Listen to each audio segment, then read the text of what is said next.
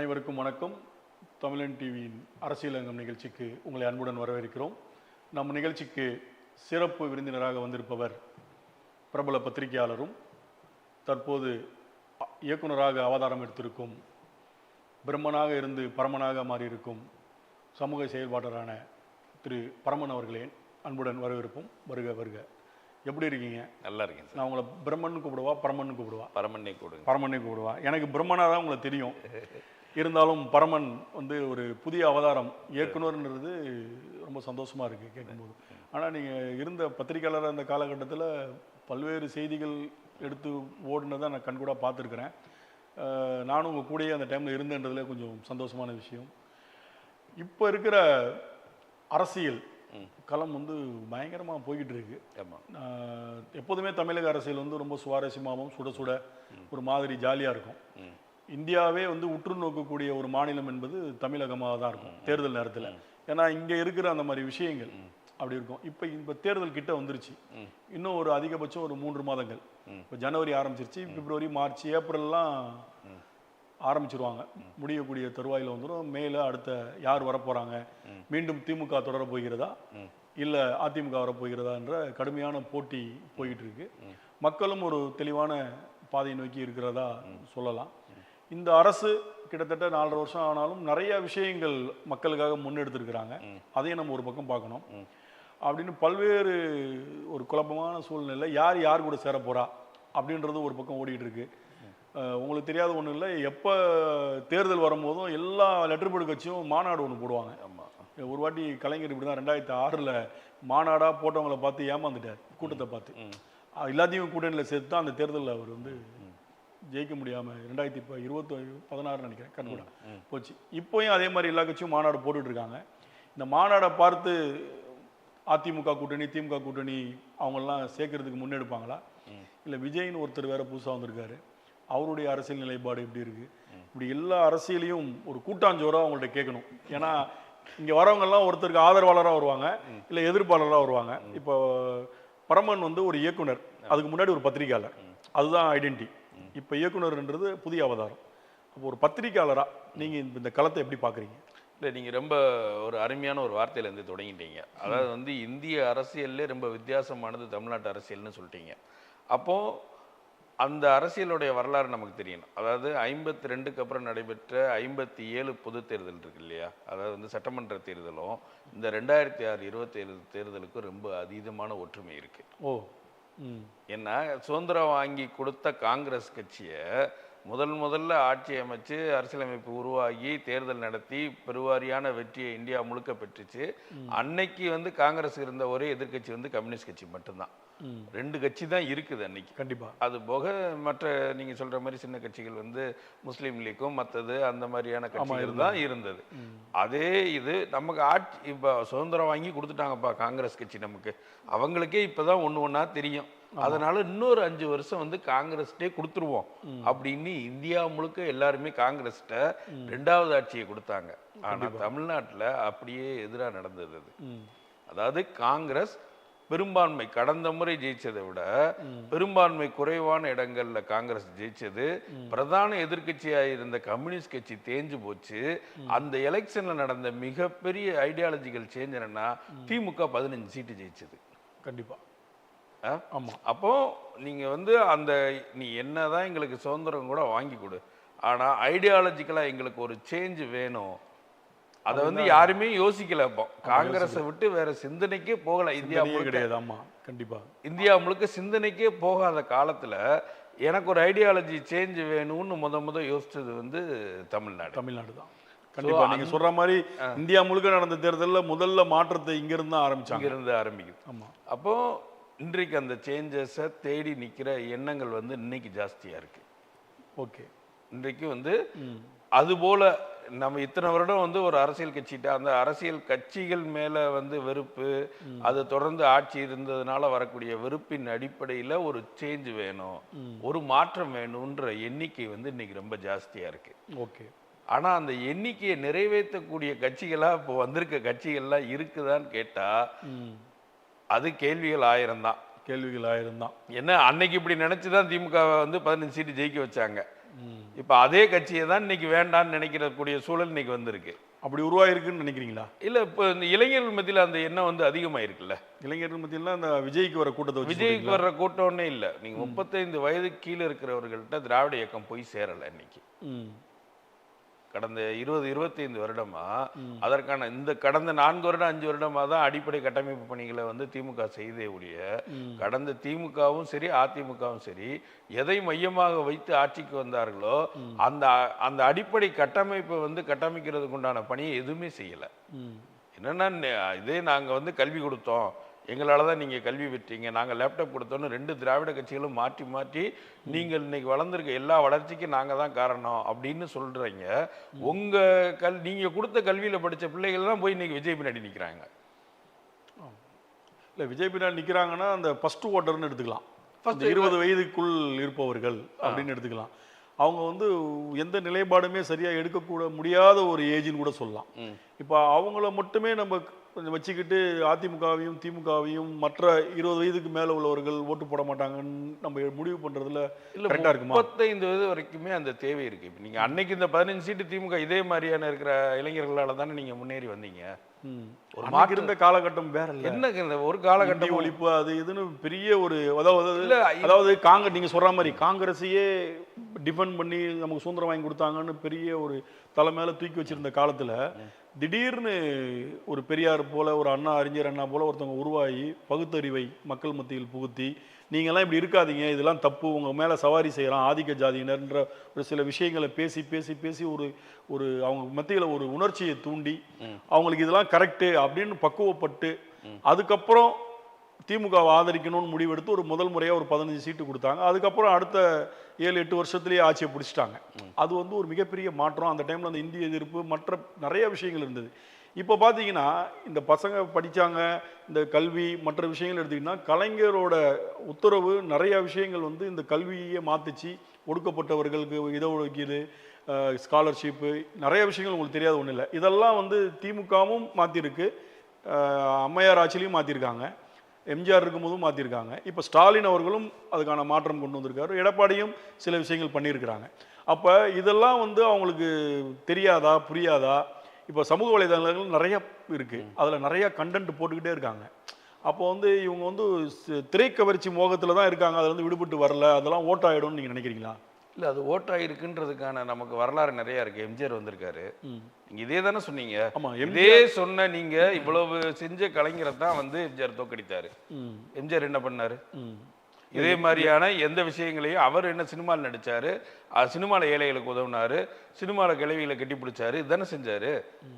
ஆனால் எம்ஜிஆருடைய அரசியல் நிலைப்பாடு நீங்கள் பார்த்தீங்கன்னா முதலில் காங்கிரஸில் இருந்தார், கலைஞரால் கூட்டி வரப்பட்டு அண்ணாவின் பேச்சால் ஈர்க்கப்பட்டு திமுகவில் இணைந்தார். கிட்டத்தட்ட அவருடைய டிராவல் வந்து பார்த்தீங்கன்னா ஒரு 10 ஆண்டுகள் திமுக கட்சியில் இருந்து அதுக்கப்புறம் அவர் வந்து 72 அவங்களுக்குள் ஏற்பட்ட மனக்கசப்பால் கட்சியை விட்டு வெளியில் வந்து அவர் ஆரம்பித்து அந்த ஆரம்பிக்கும் போது பார்த்தீங்கன்னா அவருடைய பெரிய பேக் போன்றது வந்து இப்போ ஒரு வட்டச் செயலாளர் திமுக கட்சியில் இருக்காங்க அப்படின்னா ஒரு 20 பேர் அதில் துணை இணை உறுப்பினர்கள்னு இருப்பாங்க. இப்போ இவர் கட்சி ஆரம்பிக்கும் போது அந்த 20 பேரில் 10 பேர் எம்ஜிஆர் நோக்கி வந்தாங்க. ஆல்ரெடி அரசியல் ஆளுமை, அரசியல் தெரிந்தவர்கள், எப்படி வேலை செய்யணும்னு தெரிஞ்சவங்க. அந்த டீம் அப்படியே 10 பேர் வரும்போது இவர் தனி கட்சி ஆரம்பிக்கும் போது அவருக்கு ஒரு பெரிய அது ஹெல்ப்ஃபுல்லாக இருந்தது. புதிதாக யாரையும் அவர் பெருசாக மெனக்கிட வேண்டியதில்லை, அந்த டீம் அப்படியே உடஞ்சி வந்தது. அதை வச்சு அந்த அரசியலை நகர்வை ஈஸியாக போயிட்டு புரிஞ்சுக்கிறேன் சார். நீங்கள் அன்னைக்கு அரசியல் அறிவு பெற்றிருந்த இளைஞர்களுக்கு அந்த அரசியல் அறிவோடு இருந்த ஒரு இயக்கம் தேவைப்பட்டுச்சு. கண்டிப்பா, கண்டிப்பா. இன்னைக்கு எப்படி இருக்கு? இன்னைக்கு ஜிபி முத்து தான் செலிபிரிட்டி. ஆமா, அது ரொம்ப உண்மை இல்லையா? அப்போ விஜய் தான் தலைவராக வருவார் இவங்களுக்கு. ஆனா எதை பத்தியுமே தெரியாது, எல்லாமே நுனிப்புல் மேயிற ஒரு கூட்டம் ஜாஸ்தி ஆயிடுச்சு. கண்டிப்பா. நீங்க அன்னைக்கு வந்து ஒரு விஷயத்தை அன்னைக்கு விஷயங்கள் புரிந்து அறிந்து கூட இருந்தாங்க, இன்னைக்கு இல்ல. நம்ம வந்து இருந்த நயன்தாரா போட்டிட்டா கூட சிஎம் ஆயிடுவாங்க, வாய்ப்பு கண்டிப்பா இருக்கு. அதாவது ஒரு விஷயத்தை ஆழம் வரைக்கும் போய் பார்க்குற ஒரு காலம் வந்து போயிருச்சு. அது உண்மை, 100க்கு 100 உண்மையான விஷயம். அதாவது இளைஞர்கள் மத்தியில் அது இல்ல. நீங்க நுனிப்புல் மேயிறதை விட நுனிப்புல் மேல இருக்கிற பனிப்புல் மேயிற கூட்டமும் ஜாஸ்தி ஆயிடுச்சு. கண்டிப்பா. அதாவது 2 ஸ்வைப்புக்கு நீங்க வந்து 3 கண்டென்ட் 4 கண்டென்ட் பாக்குறீங்க. அப்ப எதுவுமே உங்களுக்கு நிக்காது. கண்டிப்பா 10 நிமிஷம் அவன் பேசியிருப்பான், அதை அப்படி போயிட்டே இருந்தீங்கன்னா அவன் பேசுனதே உங்களுக்கு உள்வாங்க முடியாது. அரசியல் முறையே மாறிடுச்சு, பேசுற முறையே அரசியல்ல மாறிடுச்சு. அது எல்லாமே 20 நிமிஷம் தான் மொத்த பொதுக்கூட்டமே நடக்கும்னு ஆயிடுச்சு. ஆமா. அதாவது காலையிலேருந்து நைட்டு வரைக்கும் நடக்கிற மாநாடு 3 நாள் நடக்கும். 3 திமுக நாள் நடத்தினாலும் அதிமுக நடத்தினாலும் காலையில இருந்து அந்த மாநாட்டுல என்னென்னமோ யார் யாரோ என்னென்ன பேசுவாங்க, பட்டிமன்றங்கள் நடக்கும். பேசுறதுக்கு கேக்குறீங்க. நம்மளே வந்து வைகோ பேசுற மீட்டிங் எல்லாம் நீங்க பாத்துருக்கீங்க. 4 மணி நேரம் 5 மணி நேரம் நிருபரா இருக்கும் போதும் செய்தி எடுக்கவும் போயிருக்கிறோம். அந்த பேச்சை உன்னிப்பா பார்த்துருக்குறோம். பெரிய நல்ல பிரபல பேச்சாளர் எல்லா பேச்சுக்குமே கலைஞர் கூட்டத்துக்கும் போயிருக்கோம். உட்காந்து முடிகிற வரைக்கும் உட்காந்து அந்த செய்தி எடுத்துட்டு வந்திருக்கோம். அம்மையார் மீட்டிங்கும் போயிருக்கிறோம். இது ஒரு காலகட்டம். ஒரு கேட்டுக்கக்கூடிய தன்மையோட இருந்த தலைமுறை இல்ல இப்ப இல்ல. அது வந்து எல்லாருமே தலைவர்கள், எல்லாருக்குமே எல்லாமே தெரியும். எனக்கும் தெரியும். இப்ப எனக்கு எல்லாமே தெரியும். நான் யாருனாலும் வந்து உடனே சோசியல் மீடியால போய் நீங்க அந்த துறையில 10 வருஷம் 20 வருஷம் வல்லுநரா இருந்தாலும் உங்களுக்கு கீழே வந்து நீ போட்டது தப்புடா அப்படின்னு நான் கேட்பேன். கண்டிப்பா நான் கேட்பேன். அதுக்கு எனக்கு ஒரு 10 பேர் லைக் போடுவான். 10 பேர் லைக் போட்டதுனால நான் கேட்டது சரிதான் நான் முடிவு பண்ணிக்குவேன். அப்ப எவனாலும் கேள்வி கேட்கலாம். இன்னைக்கு சோசியல் மீடியா அந்த மாதிரி ஆயிடுச்சு. அவங்களுக்கு வந்து தனிமை, அதாவது எடுத்தவர்கள் தற்குறிய வந்து தன்னை நோக்கின குறி வந்து கரெக்ட் தான். அதனாலதான் அவன் தற்குறியா இருக்கான். ஆமா. இப்போ கூட சென்ட்ரல் கவர்மெண்டோட கீழே இருக்கும் சென்சார் போர்டை வந்து திரும்பி திமுக தான் காரணம்ன்றாங்க. காரணம் அது வந்து புரியுது. அது இன்னும் நிறைய போறாங்க. அது அட்வொகேட் வந்து இவங்க பராசக்தி இந்த சென்சார் போர்டுக்கு வாதாடுற அட்வொகேட் வந்து அவர் பேர் வந்து சுருக்கி ஏஜிஎஸ்ன்னு வச்சிருக்கிறதுனால ஏஜிஎஸ் கம்பெனி தான் அந்த அட்வொகேட் இறக்கி சொந்த மாமா கம்பெனின்னு நினைச்சிட்டு கத்தியில குத்துறா மாதிரி பாகுபலி எல்லாம் பண்றாங்க. அப்ப நீங்க வந்து தலைவன் வந்து தெளிவா இருந்தா தானே தொண்டர்களை வழி நடத்த முடியும். ரசிகர்களா தானே இருக்காங்க. விஜய் வந்து இன்னும் அவங்கள வந்து தொண்டரா மாத்தவே இல்லை. ஏன்னா அவருக்கே சில புரிதல்கள் இன்னும் இல்ல. அவரும் அந்த கேட்டகரி தான். இப்ப அவருமே வந்து ரசிகர்கள் மாதிரி அவர் ஒரு ரசிக மனநிலை தான். தன்னை ரசிக்கணும்ன்றதுதான் அந்த நிலையில இருக்காரு. அந்த நிலையில தான் அந்த ரசிகர்களும் இருக்காங்க. அதனால அவங்க ஒன்றுக்குள்ள ஒன்றா வந்து இணைஞ்சுக்கிறாங்க. அவரும் தன்னை நோக்கி தன் துன்பங்கள், தன்னோட இன்பங்கள், தன்னோட விஷயங்கள்ன்றத தன்னை மட்டுமே பராமரிச்சுக்கக்கூடிய இருக்கக்கூடிய தலைவர்களுக்கு தன்னை மட்டுமே நோக்குகின்ற ரசிகர்களா இருப்பாங்க. அது இன்னைக்கு வந்து ஐடியாலஜியா மாறிடுச்சு. நீங்க வந்து பொதுநலம் வந்து இன்னையோட ஐடியாலஜி கிடையாது. இன்னைக்கு ஐடியாலஜி என்னன்னா நம்ம வாழணும், நான் நல்லா இருக்கணும், அதுக்காக எதுனாலும் செய்யலாம், நமக்கானது எல்லாமே இருக்கணும், எல்லாமே நமக்கே கிடைக்கணும் அப்படின்ற ஒரு சிச்சுவேஷன் வந்து உருவாயிருச்சு. அது இந்த ஜெனரேஷனோட விஷயம். அப்ப இந்த ஜெனரேஷனுக்கு இப்படி ஒரு தலைவர்கள் தான் கிடப்பாங்க. அப்படி நீங்க வந்து நான் அதனாலதான் ஏன் வந்து அதையும் பழசையும் இதையும் நீங்கன்னா இந்த மாற்றம் வேணும்னு நினைக்கிறாங்க. ஆனா இந்த மாற்றம் நமக்கு சரியான தலைமையா இருக்கான்றதை அவங்க நினைக்கல. அதான் உண்மை, 100க்கு 100 உண்மை. ஏன்னா இப்ப எம்ஜிஆருக்கு அப்புறம் திரைக்கவர்ச்சியில முதல்வரா ஆனாங்க வந்து யாருமே கிடையாது. எம்ஜிஆருக்கு அப்புறம்னா அம்மையாரை சொல்லலாம். அம்மையாருடைய நிலைப்பாடு அந்த டைம்ல இருந்தது. ராஜீவ்காந்தியுடைய மரணத்தால் அது ஒரு பெரிய அவங்களுக்கு ஒரு அட்வான்டேஜ் ஆச்சு. ராஜீவ்காந்தி இறக்காமல் இருந்திருந்தா அந்த தேர்தல் ரிசல்ட் வேற மாதிரி தான் இருந்திருக்கும். அது எல்லாருக்குமே தெரியும். மீண்டும் கலைஞர் தான் வந்திருந்திருப்பாரு. அந்த ஒரு இறப்பு வந்து அவங்களுக்கு ஒரு பெரிய ஒரு லக்குன்னு கூட சொல்லலாம். அதில் வந்துட்டாங்க. அதுக்கப்புறம் ஆணித்தரமாக அடுத்தடுத்து வந்தாங்க, உட்காந்துட்டாங்க. அதுக்கப்புறம் நம்ம எடுத்துக்கிட்டோம்னா நிறைய பேர் வந்தாங்க. பாக்யராஜ் வந்தார், டி ராஜேந்தர் வந்தார், ராமராஜன் வந்தார், சரத்குமார் வந்தார், கருணாஸ் வரைக்கும் வந்தாச்சு. சினிமாவில் எல்லாரும் வந்துட்டாங்க. தனிப்பட்ட முறையில் யாருமே சாதிக்க முடியல. ஒரு ஆளாக கூட ஜெயிக்க முடியல. இவங்களோட கூட்டணி திமுக அதிமுக என்ற குதிரைகள் மீது சவாரி செய்யாமல் யாருமே எம்எல்ஏவாகவோ எம்பியாவோ ஆக முடியல. இது வரலாறு. இப்படி போய்கிட்டு இருக்கிற இந்த வரலாறுல திடீர்னு விஜய் என்ட்ரி வந்து எப்படி பாக்குறீங்க? இல்லை, அது ஒரு பொலிட்டிக்கல் சேஞ்ச் தான். அதாவது ஒரு ஐடியாலஜிக்கல் சேஞ்ச் தான். விஜய் வந்து நிலைத்திருப்பாரா இல்லையா அப்படின்றத தாண்டி ஒரு 50 வருடம் வந்து ஒரு ஆட்சி முடிஞ்சு வரும்போது அந்த தொய்வு வந்து எல்லா அரசியல் கட்சிகளுக்குமே ஏற்படும். நீங்க என்னதான் பண்ணியிருந்தாலும் ஆன்டி கமென்சி, அதாவது அரசின் மீதான வெறுப்புன்றது பொதுவாக இளைஞர்களுக்கு தான் முதல்ல வரும். இருந்தாலும் மற்றவர்கள் வந்து அதை ஒரு கருத்தியல் ரீதியான விஷயங்கள்ல சமரசம் பண்ணிட்டு போயிடுவாங்க. இப்போ திமுக மேல எல்லாருக்குமே விமர்சனம் இருந்தாலும் திமுக பிஜேபி எதிர்க்கின்ற ஒரே காரணத்துக்காக அதை சமரசப்படுத்திக்கக்கூடிய ஆட்கள் வந்து நிறைய இருக்க தான் செய்கிறாங்க. ஓகே, இது ரைட்டு, இது எல்லா கட்சியும் வந்தாலும் இதே தான் செய்ய போகுது, யார் கவர்மெண்ட்டில் வந்தாலும் இதே தான் நடக்க போகுது, பரவாயில்ல, ஓகே, இதையாவது இவங்க செய்கிறாங்கல்ல, அதுக்காக நான் இதை ஆதரிக்கிறேன்னு திமுகவை ஆதரிச்சுட்டு போயிடுவீங்க. ஆனால் இந்த சமரசம் இளம் வயசில் தேவையில்லை. கண்டிப்பாக அந்த எதிர்ப்பு வந்து அது முழுமையாக இருக்கும். தன்னை அடக்குமுறை பண்ணுற ஏதோ ஒரு சேஞ்சஸை அவனுக்கு புரியுதோ புரியலையோ ஏதோ ஒன்று மாற்றணுன்ற எண்ணம் வந்து அந்த ரத்த சூடாக இருக்கும்போது தேவைப்படும். அப்போ இந்த இளைஞருக்கு ரத்த சூடா இருக்க தேவைப்படணும் போது யார் ரொம்ப சூப்பரா இந்த இளைஞர்களை தன் வசப்படுத்தி ரொம்ப வருஷமா வச்சிருக்காருன்னு பார்த்தா சீமானை சொல்லலாம். சீமான் பயங்கர உணர்ச்சி பூர்வமா பேசி பேசி பேசியே ஒரு டீமை சேர்த்தார்.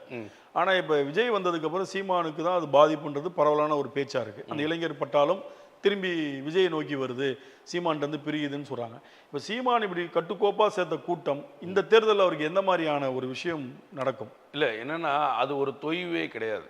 நான் என்ன சொல்றேன்னா, அன்றைக்கு இருந்த திமுக தான் இன்றைக்கு இருக்கிற நாம் தமிழர். ஓ, நீங்க அது ஒப்பீடு அப்படி போறேன். என்னன்னா ஒரு கருத்தியல் ரீதியான ஒரு போராட்டத்தை அன்னைக்கு திமுக முன்னெடுத்ததுனால தான் திமுக அந்த கருத்தியலின் அடிப்படையிலேயே இன்றைய வரைக்கும் நிற்க முடியுது. இதே வரலாறு வந்து நாம் தமிழருக்கும் உண்டு. இந்த கருத்தியல் வந்து அவங்களுக்கு இறுதி வரைக்கும் பயன்படும். திமுக ஆரம்பித்து பல்வேறு வருடங்கள் ஆகியும் அந்த கருத்து பழுத்து வெளிவர்ற வரைக்கும் அது ஆட்சிக்கு வர்றதுக்கு உண்டான காலக்கெடு இருந்தது. அதே தான் இன்னைக்கும். இந்த அழுத்தம் ஆணித்தரமானது. அப்போ இந்த எண்ணங்கள், அதாவது இளைஞர்கள் பின்னாடியே இரண்டு தரப்புலையும் இன்னைக்கு வந்து சீமான் பின்னாடியும் திரள்றாங்க, விஜய் பின்னாடியும் திரள்றாங்கன்னு சொல்றீங்க. இன்றைக்கு வளர்ந்துகிட்டு இருக்கிற கட்சி அது ரெண்டு தான் இருக்குது. இதுக்கு அடுத்து பிஜேபி. இந்த மூன்று கட்சி தான் இனிமேல் வளரப்போற கட்சி. வளர்ந்து முடித்த கட்சி வந்து திராவிட கட்சிகள், அதிமுக. அதோடைய சித்தாந்தம் 100 வருடம் ஆண்டுருச்சு. 100 வருடத்துக்கு அப்புறம் ஒரு சித்தாந்தத்துக்கான தேவை இருக்குதான்னா அதை வலிஞ்சு நீங்க அந்த தேவைக்காக எதுக்கு அதுல உறுதியா நின்றுருக்கீங்களான்னு பார்த்தா அதுல நிறைய சமரசம் இருக்கு பின்னாடி. அப்ப எப்படி அந்த நீங்க உறுதியா தான் நிக்கிறீங்கன்ற உறுதிப்பாடு ஏற்படும்? இப்ப நீங்க சொல்றது கரெக்டு. இப்ப சீமான் நாம் தமிழரையும் திமுகவோட அந்த காலத்து திமுக அப்படின்னு ஒப்பிட்டீங்க. அது எப்படி ஒப்பிட்டீங்கன்னு தெரியல. ஆனா சீமானுடைய ஆரம்ப கால அரசியல் நாம் தமிழர் பார்த்தீங்கன்னா பெரியாரை முன்னெடுத்து தான் அவர் கொண்டு வந்தார். என் தாத்தா, என் தாத்தன் அப்படி இப்படின்னு அவர் தலைவராக எடுத்துக்கிட்ட பிரபாகரனுக்கு பெரியாரை தான் ரொம்ப பிடிக்கும். அவருடைய பேச்சுக்கள் நிறைய இருந்தது. அப்புறம் திடீர்னு இடையில வந்து முருகன் என் முப்பாட்டன் அப்படின்னு ஆன்மீக அரசியலை கையில் எடுத்தார். அப்புறம் அப்படியே போயிருந்தவர் திடீர்னு பெரியாரை கடுமையான விமர்சனத்தை பண்ண ஆரம்பிச்சாரு. அப்புறம் திடீர்னு திராவிட கட்சிகளை திமுகவை திமுகவை ரொம்ப பேச ஆரம்பிச்சார். அம்மையார் இருக்க காலத்துல அம்மையாரை விமர்சனம் பண்ணி சிறைச்சாலைக்கு சென்று வந்த பிறகு அம்மையாரை விமர்சனம் பண்றதையே விட்டுட்டார். இப்போ கூட திமுக ஆட்சியில் இருக்கும்போது விஜயலட்சுமியுடைய பிரச்சனை வரும்போது சில ஊட்டியில இருந்துட்டு அவர் ஒரு பேட்டி கொடுக்கும்போது, என் சகோதரன் உதயநிதி, எங்க அண்ணன் தம்பி சண்டை, முதல்வர் வந்து எனக்கு பங்காளிங்க, நாங்க சண்டை போட்டுப்போம், நாங்க பேசிப்போம் அப்படின்னு திடீர்னு சரண்டர் ஆகிறார். இப்படி மாறி மாறி வரும்போது வரக்கூடிய சீமானோட திமுகவுடைய ஆரம்ப காலம்னு சொல்லும் போது திமுக ஆரம்ப காலத்துல எந்த காம்ப்ரமைஸுமே ஆகலையே. அண்ணாவும் சரி, பெரியாரும் சரி, கலைஞரும் சரி, அண்ணா இருக்கும் வரையும் சரி அந்த காம்ப்ரமைஸே கிடையாது. எதிர்ப்புனா எதிர்ப்பு, இந்திய எதிர்ப்பு போராட்டமாக இருக்கட்டும், இடஒதுக்கீடு, மற்ற எல்லா பெண்களுக்கான முழு சொத்து உரிமையாக இருக்கட்டும், அவங்களுக்கு கொடுக்கக்கூடிய ஃப்ரீடம், எல்லாத்துக்குமே அவங்க முன்னெடுத்த போராட்டங்கள் இப்போ வரைக்கும் போயிட்டு தானே இருக்கு. சின்ன சின்ன விஷயங்கள் நீங்கள் சொல்றதுல காம்ப்ரமைஸ் இருக்கலாம், இந்த மாதிரி பெரிய முரண்பாடு இல்லைன்னு நான் சொல்கிறேன். இல்லை, அதாவது என்னன்னா திராவிட இயக்கத்தினுடைய அரசியல் இயக்கங்கள் வேற, சமூக இயக்கம் வேற. சமூக இயக்கம்ன்ற பெரியார் சம்பந்தப்பட்ட விஷயங்கள்ல எந்த காம்ப்ரமைஸுமே இல்லை. ஆனால் அரசியல் இயக்கம் நீங்கள் வரும்போது பல காம்ப்ரமைஸை பண்ணித்தான் ஆகணும். தனித்தமிழ்நாட்டில இருந்து திராவிட இயக்கத்துக்கு மாறினதே வந்து ஒரு பெரிய காம்ப்ரமைஸ் தான். கண்டிப்பா மேஜர் காம்ப்ரமைஸ் அது நீங்க வந்து அவ்வளவு பெரிய காம்ப்ரமைஸை ரொம்ப ஈஸியா கடந்துட்டு மற்றதெல்லாம் கூட நீங்க எதையாவது சாத்தியம் கிடையாது, சாத்தியமே இல்லை. அதனால அதுல இருந்து நம்ம வந்து ஏன் பேசுனீங்க இல்லையா, பேசி காம்ப்ரமைஸ் அது வந்து தவிர அரசியல் இயக்கமா நீங்க வரும்போது எல்லாத்துலயும் காம்ப்ரமைஸ் பண்ணி தான் ஆகணும், வேற வழியே கிடையாது. அதனால சீமானும் அப்படி இருக்காரு. சீமான் வந்து என்னன்னா நீங்க என்னன்னா அப்படி அடிக்கடி மாறுறது நல்லதுன்னு நினைக்கிறேன் நான். ஏன்னா ஒரு அறிவின் முதிர்ச்சி தானே. நீங்க ஒரே ஸ்டாண்ட்லயே நிப்பீங்கன்னா இந்துத்துவ ஸ்டாண்ட்லயே தான் நிக்கணும் இல்லையா. எனக்கு ஆதியிலிருந்து அந்த வரைக்கும் 100 வருஷம் ஆயிடுச்சு ஆர்எஸ்எஸ் உருவாக்கி. ஆர்எஸ்எஸ் உருவாகின போது என்ன சித்தாந்தமோ அதுதான் இன்னைக்கு பிஜேபியோட சித்தாந்தம் அப்படின்னு ஒரே ஸ்டாண்ட்ல நிக்கிறது எவ்வளவு பெரிய தப்பு. கண்டிப்பா சித்தாந்தத்தை மாத்துறது சித்தாந்தம் தப்பு இல்லை, ஐடியாலஜிக்கல நீங்க வந்து உங்களோட எண்ணங்களை நான் பேசுற விதம் மற்றது இதை தான் நான் மாத்திக்கிறேன். அன்னைக்கு நான் உதயநிதி ஆதரிச்சேன், இன்னைக்கு உதயநிதி எதுக்குறேன், அன்னைக்கு எதனால ஆதரிச்சேன், இன்னைக்கு எதனால எதுக்குறேன், இப்படிங்கிற விமர்சனங்கள்ல உங்களுக்கு வந்து மாற்று கருத்து இருக்கலாம். கருத்தியல் ரீதியான விஷயங்கள்ல நீங்க காலத்துக்கு தகுந்த மாதிரி அப்டேட் ஆகிக்க வேண்டிய அவசியம் அரசியல் இயக்கமா இருக்கும்போது இருக்கு. ஆமா, வேற வழியே இல்லை. நீங்க அப்படி என்னன்னா அரசியல் கட்சியை கலைச்சிட்டு நீங்க போய் சமூக இயக்கம், நாம் தமிழர் சமூக இயக்கமா நடத்துனீங்கன்னா இந்த கேள்வியே இல்லை. அப்ப இந்த இது வந்து எல்லா அரசியல் கட்சிக்கும் எல்லா கட்சி வேற வழியே இல்லை. என்னதான் செய்வீங்க, நீங்க கடத்தலுக்கு வியாபாரத்துக்கு வந்துட்டீங்க. நீங்க இப்படி எடுத்துக்கலாம்.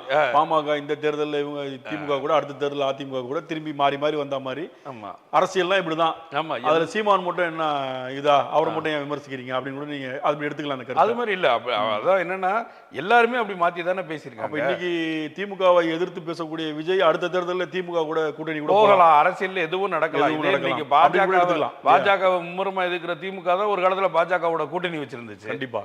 இல்லையா? ஆமா. அப்போ அரசியல்ன்றது ஒரு மானங்கெட்ட தொழில். அதுல எப்படினாலும் வேலை பார்க்க என்னன்னாலும் செய்யலாம் அந்த தொழில்ல இல்லையா? கண்டிப்பா. அது அப்ப நீங்க வந்து அப்படி ஒரு மானங்கெட்ட தொழில் பார்க்க கூடாதுன்னு நீங்க விரும்புனீங்கன்னா நீங்க சமூக இயக்கமா தான் இருக்கணும். சமூக இயக்கம் அரசியலுக்கு வரக்கூடாது. பெரியார் மாதிரி பேசணும். நீங்க எதுனாலும் பேசலாம், யாரனாலும் என்னனாலும் யாரை வேணாலும் பேசலாம், திட்டலாம். எவனாலும் திட்டலாம், என்னனாலும் செய்யலாம். நீங்க ஒரு சமரசமே இல்லாம இவர் போராடுறாருயா, இவர் எதுக்காக கிடந்து இவ்வளவு தூரம் நம்ம பெரியாரை வந்து பேசுற வைக்கிறோம்னா, இத்தனை வருஷம் இந்த ஆளு வந்து இவ்வளவு கத்தி அவன் சொந்த விஷயத்துல எந்த பலனையுமே அடைஞ்சிக்கலையேன்ற ஒரே பாயிண்ட்ல தான் பெரியாரை நிராகரிக்க முடியல எங்கேயுமே. இறந்து போய் 50 ஆண்டுகள் கடந்தும் அரசியல் அவரை சுத்தியே இருக்கு. இருக்கு. அப்ப நம்ம ஈஸியா இப்ப பெரியார் ஒரு அரசியல் கட்சியா இருந்திருந்தாருன்னா என்னைக்கோ விமர்சனத்துல பெரியார் ரிஜெக்ட் ஆகி போயிருப்பாரு. கண்டிப்பா. அது கரெக்டான ஒரு இல்லையா? கருத்து தான், நான் அதை ஏத்துக்கிறேன். ஏன்னா அவர் வந்து அரசியல் சாராத ஒரு அமைப்புன்றனால அவர் சொல்றது எல்லாமே. ஆமா, நம்ம இப்ப அரசியலை வச்சு இவங்க அடையக்கூடிய இதெல்லாம் பேசிட்டு அரசியலால அவங்க அடையக்கூடிய பலன்களையும் நம்ம பாக்குறோம் ரெண்டு பக்கமும். இதே கருத்து பெரியார் பேசின எல்லா கருத்தையும் அரசியல் கட்சிக்குள்ள இருக்கிற எல்லாருமே தான் பேசியிருக்காங்க. அவங்க மேல அந்த துப்புரவான ஒரு தூய்மையான ஒரு எண்ணம் வந்து வருது அவங்க மேல. இவன் எதுக்காக பேசினா, இதை பேசி இதை சம்பாரிச்சிட்டான்ப்பா, இதை பேசி இதை செஞ்சுக்கிட்டாங்கப்பா, இதை பேசி இத்தனை சீட்டு வாங்கிட்டாங்கப்பா, இதை பேசி மத்தியில் இது வாங்கிட்டாங்க அப்படின்னு தான் நமக்கு வந்து ஒவ்வொரு கருத்துக்கு பின்னாடியும் ஒரு விஷயம் வருது. அதே கருத்து பெரியாருக்கு பின்னாடி ஏன் வரலன்னா பெரியார் அரசியல் இயக்கமா மாறாதனால வருது. இப்போ நாம் தமிழரும் அரசியல் இயக்கமா மாறலன்னா அவரும் ஒரு பெரியார் மாதிரி உருவாகணும்னு சொல்றேன் நான். இப்போ ஆக்சுவலா நீங்க தமிழ் கட்சியை கலைக்க முடியாது. 8.5% ஓட்டு வாங்கிட்டாரு. தம்பிகள் தான் இருக்காங்களே. இப்ப நம்ம இத்தனை விமர்சனங்களும் நீங்க அரசியல் களத்துக்கு வரப்போய் தானே உங்க மேல வருது. கண்டிப்பா. இத்தனை நீங்க சொல்றீங்கல்ல, இவ்வளவு குற்றச்சாட்டு சொன்னீங்க சீமான் மேல, இவ்வளவு குற்றச்சாட்டுல ஒரு நிலைப்பாடு மாறுதுன்றது எல்லாமே இப்போ மாறினா தானே நிலைப்பாடு. நீங்க பெரியாரை முழுமையா நீங்க பெரியார் அவர் பேசினதே மருத்துவ திரும்பவும் பேசியிருக்காரு. ஆமா இல்லையா? நிறைய விஷயங்கள்ல அப்படி பேசியிருக்காரு. இப்போ அண்ணாவை கூட திட்டிருக்காரு, எல்லாத்துலயும் திமுக திட்டிருக்காரு, கண்ணீர் துளிகள்னு அவங்கள பேசியிருக்காரு. இவங்க திரும்ப மறுபடி பெரியாரை திட்டிருக்காங்க. எல்லாமே நடந்திருக்கு. அது காலமாற்றம் வரும்போது அந்த சூழ்நிலைக்கு அந்த எதிர்ப்பை நான் பதிவு பண்றேன். அதை என்ன சொல்றாங்க அப்படின்னா, சீமான் வந்து இப்ப பெரியாரை திட்டுறதுக்கு காரணம் என்ன அப்படின்னு சொல்றாங்கன்னா, ஒரு RSSஓ பிஜேபியோ பெரியாரை திட்டினா பொதுமக்கள் வந்து பெருசா அதை எடுத்துக்க மாட்டாங்க, இவங்களுக்கு வேலையா தான் பெரியாரை திட்டுறதுதான் அவங்க வேலை. அப்ப புதுசா யாராவது திட்டினாதான் மக்கள் மத்தியில அவர் பேர் கெட்டு போகும், அதுக்காக உருவாக்கப்பட்டவர் தான் சீமான். அதனாலதான் அவர் வந்து பெரியாரை ரொம்ப கடுமையா அண்ணாவையும் பெரியாரையும் திட்டுறாரு. இப்ப போய் மாநாட்டில் கூட பார்ப்பன கடப்பாறையை வைத்து உடைப்பெண் அப்படின்றதெல்லாம் பேசியிருக்காருன்னா ஒரு RSS உடைய ஒரு கைகூலி, அந்த அவங்களால் உருவாக்கப்பட்டவர் தான் சீமான் அப்படின்னு ஒரு டாக் ஒன்று போயிட்டு இருக்கு. அதை எப்படி பாக்குறீங்க? இல்ல, நான் என்ன கேட்கிறேன், இப்ப பெரியாரை ஆதரிக்கிற கட்சிகள் இருக்கு இல்லையா, அதுதான் பெரியாரை வந்து வீக் ஆக்குறது. எல்லாத்துக்குமே பெரியார் தான் சொல்யூஷன் நீங்க கொண்டு வந்து ஒரு இடத்துல ஒரு அரசியல் தேவைக்காக நிப்பாட்டுறோம்.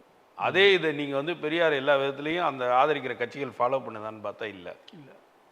ஒன்லி அரசியல் தேவைக்காக பெரியாரை கொண்டு வந்து நிப்பாட்டி அந்த பெரியாரால தான் எல்லாமே நீங்க சொல்லும்போது ஒன்று இருக்குன்னு சொல்லும் போதே இல்லைன்ற கொஸ்டின் அங்கேயே வந்துடுது இல்லை? கண்டிப்பா. அப்போ ஒருத்தர் இதனால தான் எல்லாமே நடக்குதுன்னா ஒருத்தர் இல்லைன்னு சொல்ல போறாரு. அப்போ அங்கேயே நீங்க பெரியாரை வச்சு அரசியல் பண்ண வேண்டிய சூழ்நிலைக்கு அரசியல் கட்சி கொண்டு வந்து பெரியாரை நிப்பாட்டிட்டீங்க.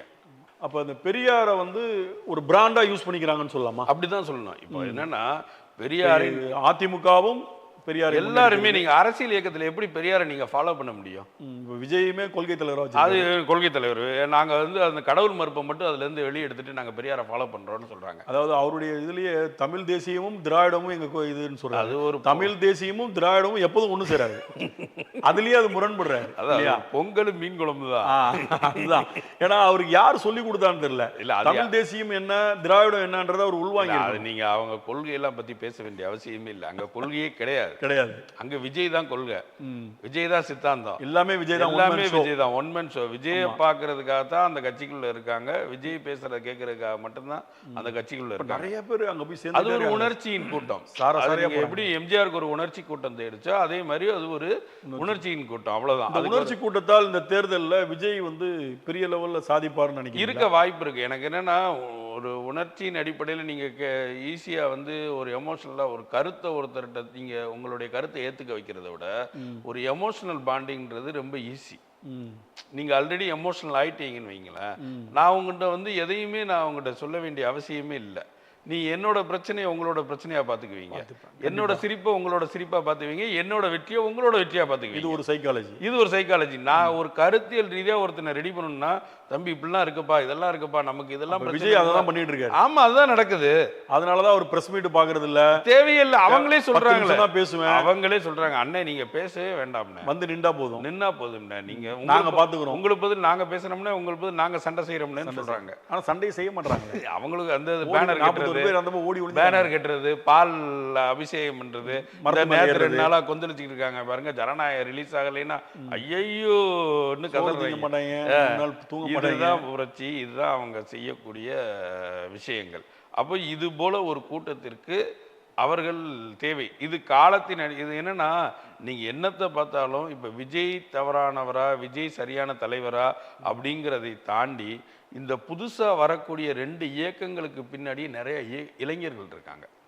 நான் சீமான் மேல உங்களுக்கு 1000 விமர்சனங்கள் இருக்கட்டும், விஜய் மேல 1000 விமர்சனங்கள் இருக்கட்டும், ஆனா இந்த 2 இயக்கத்துக்குள்ளேயும் இருக்கக்கூடிய இளைஞர்கள் இருக்காங்க. அவங்க தான் வந்து நாளைய அரசியலை தீர்மானிக்கக்கூடியவங்க. அதுல ஒரு பக்கம் கருத்தியல் ரீதியான தெளிவோட ஒரு பக்கம் இளைஞர்கள் இருக்காங்க, இன்னொரு பக்கம் வெறும் உணர்ச்சியின் அடிப்படையில் இளைஞர்கள், கவர்ச்சி உணர்ச்சி கவர்ச்சி ரெண்டுமே வந்து அடிப்படையில் இளைஞர்கள். இவங்க தான் நாளைக்கு அரசியலை தீர்மானிக்க போறவங்க. அப்ப இவங்களுக்கு நீங்க சொல்றது கரெக்டான விஷயம். ஒருத்தவங்க வந்து உள்வாங்கி அந்த இளைஞர்கள் இருக்காங்க, இன்னொருத்தவங்க திரைக்கவர்ச்சியை உள்வாங்கி இருக்காங்க. இதுல யாரு ஜெயிப்பா? யாருடைய உள்வாங்கல் கரெக்டா இருக்கு? இல்ல, இரண்டுமே ஜெயிச்சிருக்கு காலத்துல. நம்ம முன்னாடி அதனாலதான் நான் திமுகவையும் அதிமுகவையும் சொல்றேன். கண்டிப்பா இரண்டுமே அது தேவைக்கு உண்டான, இரண்டுக்குமே தமிழக மக்கள் வந்து வாக்களிச்சிருக்காங்க. இரண்டையுமே வந்து ஆட்சியில உட்கார வச்சு நீங்க 2 பேரும் ஏதாவது ஒண்ணு எங்களுக்கு செஞ்சு காட்டுங்கன்னு சொல்லி, இவங்களுடைய ஃபெயிலியர் தான் இன்னைக்கு இவங்க 2 பேரும் திரும்ப வந்திருக்காங்க. இப்ப இவங்க 2 பேர்ல யாரை ஏத்துக்குவாங்கன்றது நீங்க சொல்றீங்க இல்லையா, அன்னைக்கு இருந்த காலகட்டம் வேற, இன்னைக்கு இருந்த காலகட்டம் வேறன்னா, அன்னையோட இன்னைக்கு காலகட்டம் ரொம்ப மோசமா இருக்குது. ஆனா அதே நேரத்துல அதுல சில மாற்றங்களும் நிறைய நடந்திருக்கு. இப்ப ஜாதி மற்ற விஷயங்களுக்கு எதிராக இந்த தலைமுறை வந்து ரொம்ப முற்போக்கான நிறைய விஷயங்கள் எடுக்கிறாங்க. அதாவது அன்னைக்கு இருந்த அந்த மனநிலை இன்னைக்கு இருக்கிற இளைஞர்களுக்கு இல்லை. நம்ம ஒரு 35 வயது 40 வயதுக்கு மேல இருக்கிறவங்களுக்கு தான் அந்த ஜாதிய மனநிலை வந்து இன்னும் தூக்கலா இருக்கே தவிர, இன்றைக்கு இருக்க ஜெனரேஷனுக்கு அந்த இது இல்லை. அவங்க உறவுகள் ரீதியாகவும் ரொம்ப தெளிவான நிறைய விஷயங்களை செய்யறாங்க. கண்டிப்பா நிறைய மொழிக்குள்ள நம்ம அடக்கி வச்சிருந்த நிறைய உறவுகளை அவங்க ரொம்ப ஈஸியா உடைச்சிடுறாங்க. அதை இந்த ரிலேஷன்ஷிப்பே ரொம்ப ஈஸியாக. அப்போ ஒரு பக்கம் பார்த்தா ரொம்ப முற்போக்காக இருக்காங்க, இன்னொரு பக்கம் பார்த்தா ரொம்ப தற்குறியாகவும் இருக்காங்க. புரிஞ்சிக்க முடியல. அப்போ என்னன்னா, நம்ம இந்த இளைஞர்களின் வழி இந்த அரசியலை நம்ம என்னதான் விமர்சிச்சாலும், நம்ம இவனை தற்குறின்னு சொல்றோம், இவங்களை வந்து தவறுன்னு சொல்றோம், என்னடா இவர் உன் தலைவர் என்ன மரத்தோட பேசுறாரு, அதுக்கு பின்னாடி போய் நின்று கத்திக்கிட்டு இருக்கீங்க, இங்க என்னடா இப்படி இருக்கீங்கன்னு சொன்னாலும், இந்த இளைஞர்களுக்காக இந்த இளைஞர்கள் ஏமாந்துட்டாங்கன்னா இந்த அரசியலுடைய இதே வந்து ரொம்ப மோசமான நிலைமைக்கு போகும் இல்லையா? அந்த தேர்தல்ன்றது ரொம்ப ஒரு மோசமான ஒரு வழி. தேர்தல் சரியாவே நடக்கலை, தேர்தல் ரொம்ப மோசமா இருக்குது, ஏமாத்துறாங்க நம்ம சொல்லலை, அதுல பங்கு பெறக்கூடிய அரசியல் கட்சிகள் தான் சொல்லுது.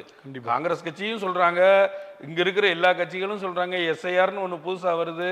கொஞ்சம் கொஞ்சமா இந்த தேர்தல் நடைமுறையில இருந்து மக்களை வெளியேற்றக்கூடிய சூழ்நிலையில போயிட்டு இருக்கிற நேரத்துல இவ்வளவு பெரிய இளைஞர் பட்டாளம் இந்த அரசியலுக்குள்ள நுழையுது.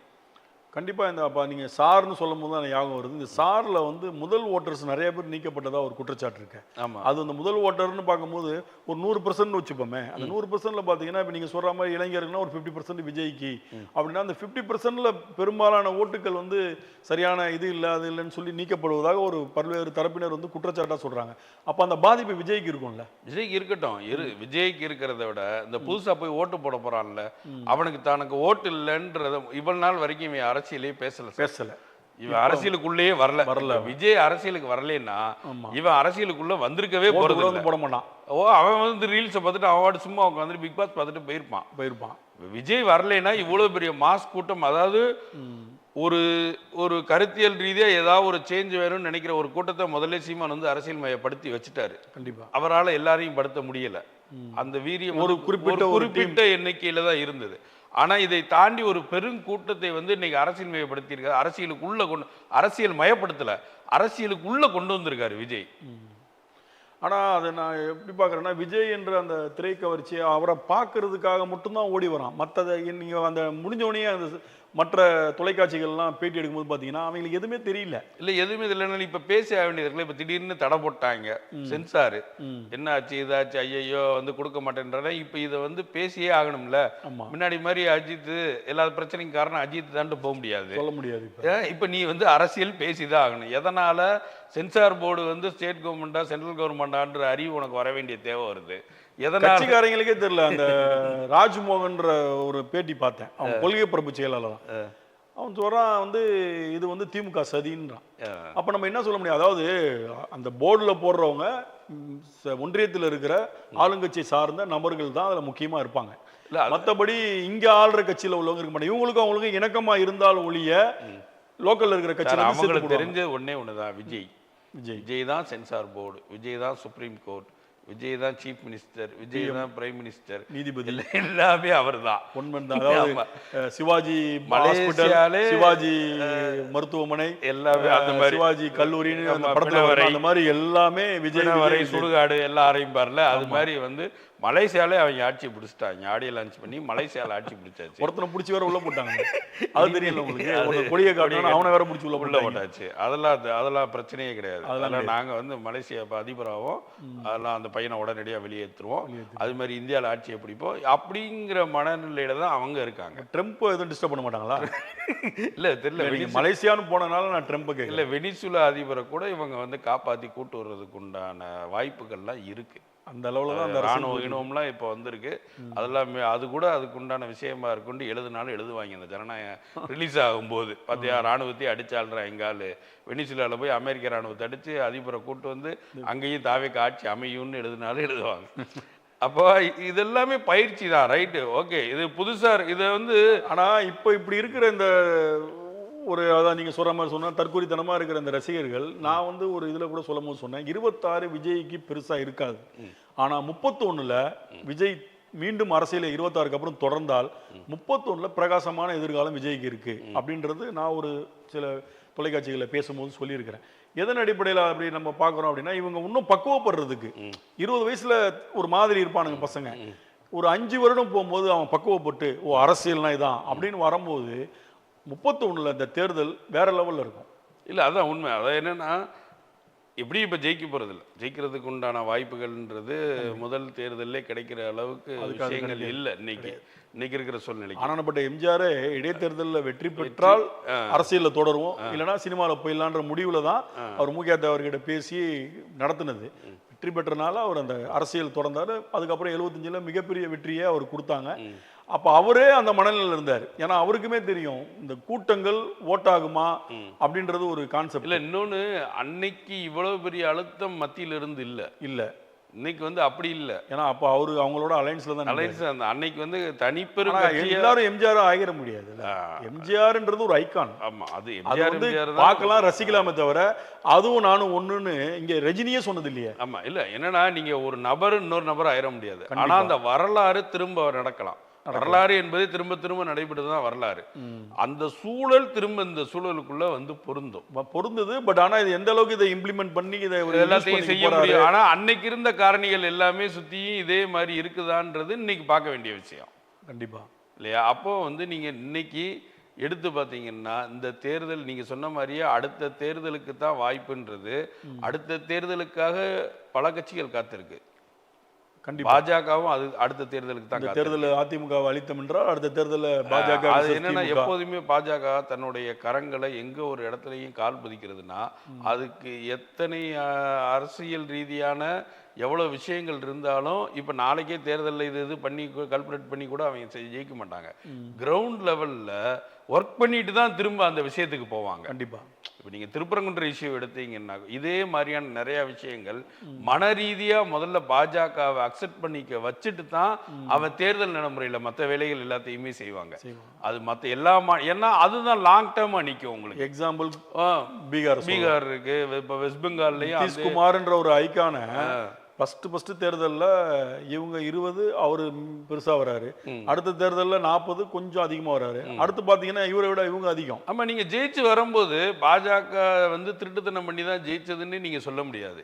ஏன்னா ஐடியாலஜிக்கல் ரீதியா நிறைய பேர் பாஜகவை ஏத்திருப்பாங்க அங்க. கண்டிப்பா. அப்படி ஒரு சூழ்நிலையை உருவாக்கிட்டு தான் அவன் ஜெயிப்பான் அந்த மாதிரி.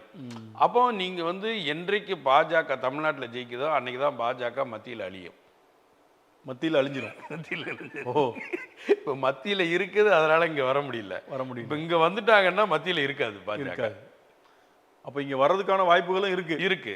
அதற்கான சூழ்நிலை ஒரு 10 வருஷம் ஆகுமா? ஆகலாம். அப்ப அதுக்குள்ள மத்தியில பாஜக இல்லாம போயிடுச்சுன்னா திரும்பி இங்க வர்றதுக்கு பெரிய போராட்டம் இருக்கு. அவங்க மத்தியில ஒரு பெரிய அதிகாரத்தில் இருக்கிறனால தானே இங்க அது எல்லாமே தொடரும்னு நம்ம சொல்ல முடியாது. ஏன்னா இப்போ நீங்க பாத்தீங்கன்னா மத்தியில அவங்க ஸ்ட்ராங்கா இருக்கிறனால தான் இங்க உள்ள பாஜகவுடைய நிர்வாகிகள்லாம் பெரிய போராட்டங்கள், ரொம்ப கடுமையான சொற்கள்லாம் பேசும்போது இந்த லோக்கல் தமிழக அரசு வந்து சைலண்டா வேடிக்கை பார்க்கறது, இவர் தொட்டா தேவையில்லாத பிரச்சனை ஒரு மூணு விடுறாங்க. மத்தியில் இல்லாத பட்சத்தில் இவங்க இந்த மாதிரி பேசினாங்கன்னா தூக்கி உள்ள போடுவாங்க. சார், நீங்க அதிகாரத்தை பேசுறீங்க. நான் என்ன சொல்றேன், பாஜகவை ஏன் நான் வட இந்தியா முழுக்க ஏற்றுக்கொள்றாங்கன்னா, அன்றைக்கு இருந்த காங்கிரசினுடைய 40 வருட ஆட்சியினுடைய பண்ணையார்த்தனத்துக்கு எதிரான மனநிலை தான் முதல்ல பிஜேபி ஏற்க வைக்குது. கண்டிப்பா. ரெண்டாவது அது சொல்லக்கூடிய இந்துத்துவா. இது ரெண்டுமே அவனுக்கு வந்து மண்டக்குள்ள ஏறி பாஜகவை இன்னைக்கு ஆதரிக்கிறோம். இது ரெண்டுமே நமக்கு தேவையில்லைன்றதுனால பாஜகவை இங்க நிராகரிக்கிறோம். நம்ம ஒரு ஏத்துக்கக்கூடிய ஒரு சூழ்நிலை தமிழ்நாட்டில் வந்தா இது எல்லாத்தையுமே அவன் அனுபவிச்சு இதுவும் ஃப்ராடுதான்ற முடிவுக்கு வந்திருப்பான். கண்டிப்பா. எப்படி காங்கிரஸ் வந்து அது சலிச்சு போய் வருமோ அதே மாதிரி இந்துத்துவம் ஒரு கட்டத்துல சலிக்கும்ல அவனுக்கு. ஆமா, கண்டிப்பா. எல்லாமே சலிச்சிரும். அதே மாதிரி என்ன பண்ணையார்த்தனம் காங்கிரஸ் பண்ணுச்சு, அதே பண்ணையார்த்தனம் தான் திரும்ப பிஜேபி பண்ண போகுது. இவ்வளோ பேர் மெஜாரிட்டியாக இருக்கும்போது அவன் மொத்தமாக ஸ்டேட் எல்லாத்தையும் வைக்கும்போது, இப்போவே வந்து குஜராத்தில் அந்த எம்எல்ஏ வந்து அந்த பெண்ணு கற்பழிச்ச வழக்கில் வந்து இதெல்லாம் பார்த்துக்கிட்டு தானே இருப்பாங்க எல்லாருமே. அப்போ நீங்கள் கண்டிப்பாக வட இந்தியாவில் பாஜகவுக்கு எதிரான ஒரு சூழ்நிலை கண்டிப்பாக உருவாகாம இருக்காது. அப்படி எது ஒன்றுமே மாற்றங்கள் தான், மாற்றங்கள் மட்டும்தான் மாறாதது. அது எதனால ஏற்படும்ன்றது யாராலையும் சொல்ல முடியாது. அது என்றைக்கு ஒரு நாள்ல கூட டப்புன்னு வெடிச்சிடலாம். அது மாதிரி இங்க ஏத்துக்கவே படக்கூடாதது கூட ஒரு நாள் ஏத்துக்கப்படலாம். கண்டிப்பா. நீங்க சொல்ற விஷயம் கரெக்டான விஷயம் தான், நடக்கலாம். அப்படின்னா ஆனா என்னன்னா, நீங்க மொத்தமா ஓவராலா ஏத்துக்கிறேன்றதுக்காக நான் உன்னை ஏத்துக்க மாட்டேன்னா நம்ம தனியா நிக்கிறோம். நம்ம ஒண்ணு ஏத்துட்டோம்னா அதை வந்து அவன் ஏத்துக்க மாட்டாங்க. அவ்வளவுதான். அந்த மாதிரி தான் போயிடும். அந்த மாதிரி இப்ப இந்த பாஜக, திமுக, நம்ம சீமான், விஜய் வரைக்கும் நம்ம பேசியிருக்கோம். அதிமுக என்ற கட்சி பெரிய லெவல்ல இருந்த கட்சி. இன்னைக்கு அதோடைய நிலைப்பாடும் அதோடைய நிலை எப்படி இருக்குன்னு நீங்க பாக்குறீங்க? அதாவது அதிமுக வந்து பழைய திமுக ஆயிடுச்சு. பழைய திமுக கலைஞர் காலத்துல வந்து எல்லா ஊர்லயும் ஒரு ஆள் இருப்பாங்கல்ல. ஆமா. இப்ப திருச்சினா சேலம்னா வீரபாண்டியார் இருப்பாரு, திருச்சினா நேரு இருப்பாரு, அங்க இவர் இருப்பாரு அப்படின்னு அது ஒரு பெரிய வந்து ஒரு மன்னர் கூடாரம் மாதிரி அந்தந்த ஊருக்கு தனித்தனி மன்னர்கள் இருப்பாங்க. இவங்க எல்லாத்தையும் இவங்க தான் அந்த ஏரியாவை நிர்வகிப்பாங்க. அவங்க எல்லாத்தையும் வந்து கூட்டு வச்சு ஒரு இடத்துல பண்ணணும்னா கூட இவங்க எல்லாரும் பேசி கீசி இது பண்ணி தான் செய்ய முடியும். அதே பக்கம் அதிமுக வந்து ராணுவ கட்டுப்பாடோட இருக்கும். அங்க சொல்லக்கூடியது எல்லாமே ஒபேத ஆர்டர் தான். ஒபேத ஆர்டர். நீ வந்து நான் சொல்றதை ஃபாலோ பண்ண, அவ்வளவுதான். இன்னைக்கு இது ரெண்டும் எந்த பக்கம் இருக்குன்னு எடுத்து பாருங்க. அப்படியே திமுகல இது இருக்கு. ஸ்டாலின் வந்து சர்வ அதிகாரியா மாறிட்டாரு. அப்படி சொல்லாமா? ஆமா, கட்சி கட்டுப்பாட்டோட வச்சிருக்காரு. நீங்க ஸ்டாலின் பேச்சுக்கு மறு பேச்சு இருக்கான்னு சொல்லலாம். சர்வாதிகாரியா இருந்தா இல்ல, அது கட்சிக்குள்ள சர்வாதிகாரி தானே. இப்ப நீங்க வந்து உதயநிதி ஸ்டாலினை எந்த விதமான எதிர்ப்பும் இல்லாம தன்னுடைய அடுத்த வாரிசா ஸ்டாலினால அறிவிக்க முடியுது. அதற்கு கட்சிக்குள்ள பெரிய எதிர்ப்பு யாரும் தெரிவிச்சு ஏதாவது உதயநிதி ஸ்டாலின் வேண்டான்னு சொல்லி வெளியே போயிருக்காங்களா என்ன? இல்ல. இதே அன்னைக்கு வந்து ஸ்டாலினை கொண்டு வர்றதுக்கு கட்சிக்குள்ள இருந்த தலைவர்களே பல பேர் முட்டுக்கடையா இருந்தாங்க. அதை வந்து கலைஞர் வந்து ஏத்துக்கிட்டாரு. அதுல என்ன தேவைப்படுது, அது எவ்வளவு நாள் ப்ராசஸ். ஸ்டாலின் வந்து ஒரு முதல்வர் ஆகிறதுக்கு ஆகக்கூடிய ப்ராசஸ் வந்து ரொம்ப லாங் ப்ராசஸா இருந்தது. அதுக்கப்புறம் தான் முட்டி மோதி ஒரு துணை. அப்போ வந்து இவ்வளவு அதிகாரம் இருக்க போய் தான் ஸ்டாலின் இன்னைக்கு சீக்கிரமா வர முடியும். அதே நேரம் இந்த பக்கம் எடுத்து பார்த்தீங்கன்னா அதிமுக எடப்பாடியால எந்த ஒரு முடிவையுமே எடுக்க முடியல. எடப்பாடி ஒன்று சொன்னா அந்த பக்கம் இருக்கிற ராஜேந்திர பாலாஜி ஒன்று சொல்றாரு, வேலுமணி ஒன்று சொல்றாரு, பொன்முடி ஒன்று சொல்றாரு, சிவி சண்முகம் ஒன்று சொல்றாரு. ஆமா, செல்லூர் ராஜு ஒன்று சொல்றாரு, செல்லூர் ராஜு ஒன்று சொல்றாரு. காமெடி ஏதாவது சொல்லி விட்டு அப்போ வந்து அந்த கட்சியே வந்து ஆளாளுக்கு ஒன்று சொல்லக்கூடிய அன்னைக்கு இருக்க திமுக ஜெயக்குமார் கூட பிரஸ் மீட்ல நான் தோத்தது காரணமே பிஜேபி தான், பிஜேபி தான். திரும்பி பிஜேபியோட போட்டு திரும்பி ராயபுரத்துல போட்டியிட போறாரு. இப்போ வந்து அதிமுகவே வந்து அதிமுக 4 அணி இருக்கிற மாதிரி ஆயிடுச்சு கடைசி. அப்போ இந்த எலெக்ஷன் வாழ்வா சாவா தான் அதிமுக. இந்த வாட்டி தோத்தோம்னா கட்சி வந்து சஸ்டெயின் பண்றது ரொம்ப கஷ்டம். ஏன்னா அதுக்கு வந்து ஒரு கருத்தியல் அதிகாரம் இல்லைனாலே இருக்க மாட்டாங்க. அது நீங்க இன்னொன்று அதோட தேவையும் முடிஞ்சு போச்சு. அதோடைய கரிஷ்மா ஐக்கானா இருந்த எம்ஜிஆரும் போயாச்சு, ஜெயலலிதா போயாச்சு. அதுக்கு அடுத்து அது ஈர்க்கக்கூடிய கரிஷ்மா வந்து யார் இருக்கா? அதுக்கு யாரும் இல்லை. அதுதான் அந்த கட்சிக்கு பெரிய வீக். அப்போ கலைஞர் இல்லைனாலும் ஸ்டாலின் ஒரு ஐக்கானா வந்துட்டாரு.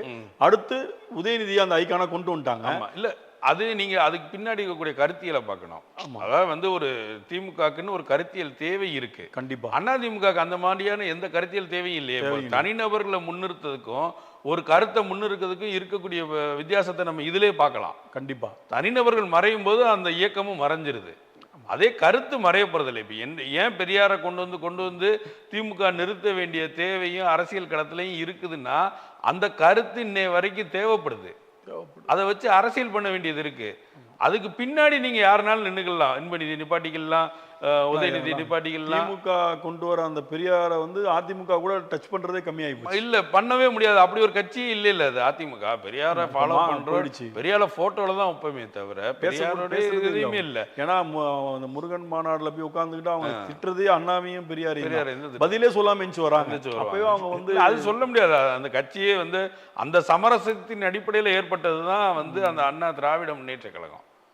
கண்டிப்பா அனைத்து இந்திய அண்ணா திராவிட முன்னேற்ற கழகம். அப்ப அதிமுக வந்து இப்ப சசிகலாவையோ ஓபிஎஸ்ஸையோ டிடிவியோ இவங்க இவ்வளவு வீக்கா இருக்கும்போது சேர்த்து அவங்க தொடரலாம் இல்லையா? எனக்கு என்னன்னா சார், ரெண்டுமே சலிப்பு தான் சார் ஏற்படுது மக்களுக்கு.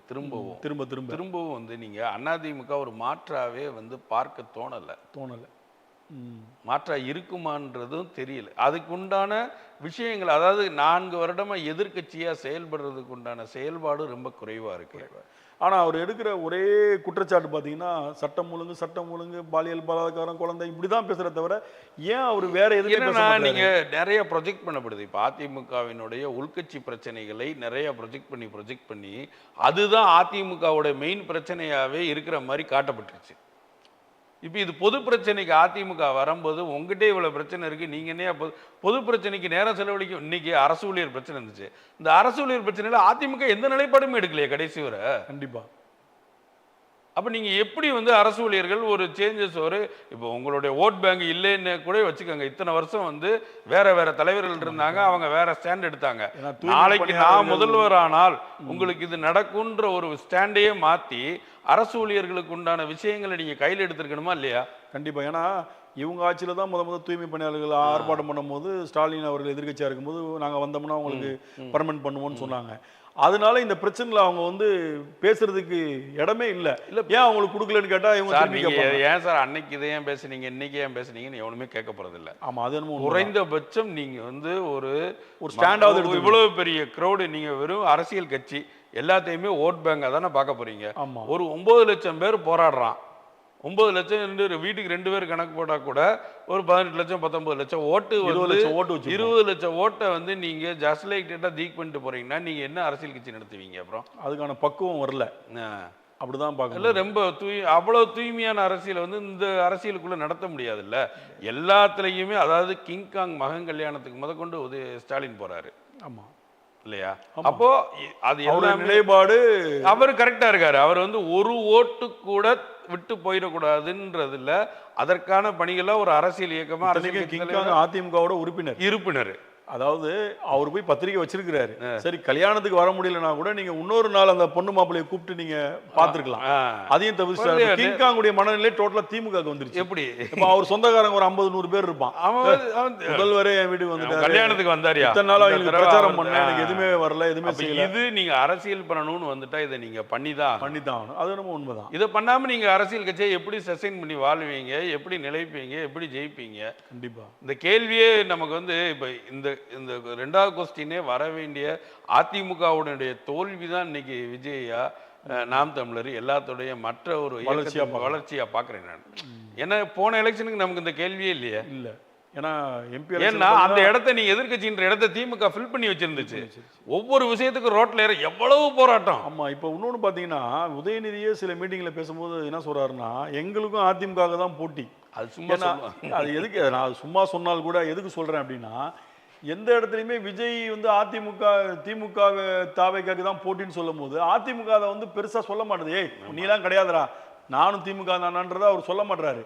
அதுக்காக தான் இவர் சொல்றாரு. என்ன சொல்றாருன்னா, நீங்க சொல்லலாம் கூட உங்களுக்கு எனக்கு தாங்க போட்டி, உங்களை ஒதுக்குறான் ஒருத்தர், நான் வந்து உங்களை கூப்பிடுறேன், நீ தான் என் கூட போட்டின்னு சொல்றேன். இல்ல அவங்க என்னன்னா அவங்க ஒரு ஈக்குவலான ஒரு எதிரியை வேணும்னு நினைப்பாங்கல்ல. கண்டிப்பா. இப்ப நான் விஜயோட போய் ஆனா எல்லா கவுண்டரும் நீங்க விஜய் பண்றதுக்கு எதிராக எல்லா கவுண்டரையும் பண்ணிக்கிட்டே இருக்கீங்க.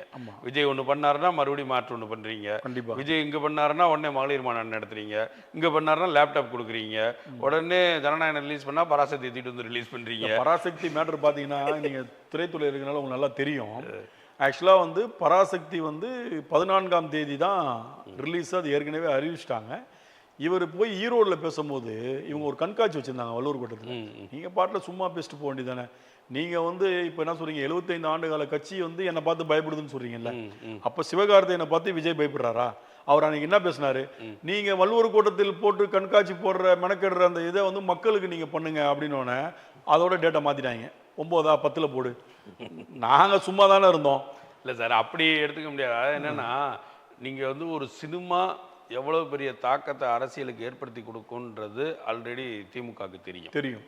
அப்போ எம்ஜிஆர் காலத்துல சுடப்பட்டு மருத்துவமனையில் இருக்கும் போதுமே அண்ணா உன்ன ஒரு போட்டோ எடுத்து நான் தொகுதி தமிழ்நாடு ஃபுல்லா ஒட்டினா போதும் எனக்கு ஓட்டு வந்துடும் சொன்னார். ஒரு சினிமான்றது எவ்வளவு பெரிய விஷயத்தை ஏற்படுத்துன்றது நல்லா தெரியும். நீங்க அதனாலதான் இன்னைக்கு வந்து ஜனநாயகம் ரிலீஸ் ஆகும்போது பராசக்தியையும் ஆப்போசிட்டுக்கு எதிராக இறக்குனதுல மிகப்பெரிய அரசியல் இருக்கு. நீங்க இப்ப வந்து இயற்கையா நடந்ததுன்னு இயற்கையா நடக்கல, இது வந்து இயற்கையாவே நடக்கல. இது வந்து ஒரு பொலிட்டிக்கல் செக்னே வைங்க. வழக்கமா எப்படி வந்து அரசியல் களத்துல எப்படி கவுண்டர் கொடுத்துக்கிட்டே வராங்களோ அது மாதிரி திரைக்களத்துல கொடுக்கப்பட்ட ஒரு கவுண்டர் தான் வந்து ஜனநாயகனுக்கு எதிரான பராசக்தி. இப்போ ஒண்ணுமே ரொம்ப சிம்பிள் சார். இன்னைக்கு ஜனநாயக பராசக்தின்னு ஒரு படமே இல்லைன்னு வைங்க, இன்னைக்கு ஜனநாயகம் வருது, இவ்வளவு பிரச்சனை நடக்குது, இவ்வளவு இஷ்யூ நடக்குது, இப்போ என்ன ஆகும்னு நினைக்கிறீங்க அந்த படத்துக்கா? இல்ல இப்ப பேச்சு என்னவாகும், இதுக்கு காரணம் திமுக தான், இதுக்கு முழுக்க காரணம் திமுக தான் ஆயிரும். இன்னைக்கு வந்து பராசக்திக்கும் சேம் இந்த பிரச்சனை இருக்கு. ஆமா, அப்போ உங்களுக்கு பிரச்சனை வந்து இன்னொரு இடத்துக்கு டைவர்ட் ஆயிருது இல்ல? டைவர்ட் ஆயிருது. ஆனா அதை அவங்க புரிஞ்சிக்க மாட்டாங்க. புரிஞ்சிக்க வேணாம் சார். இப்போ பொது இப்போ அந்த ரசிகன் அதை தான் இருப்பான்.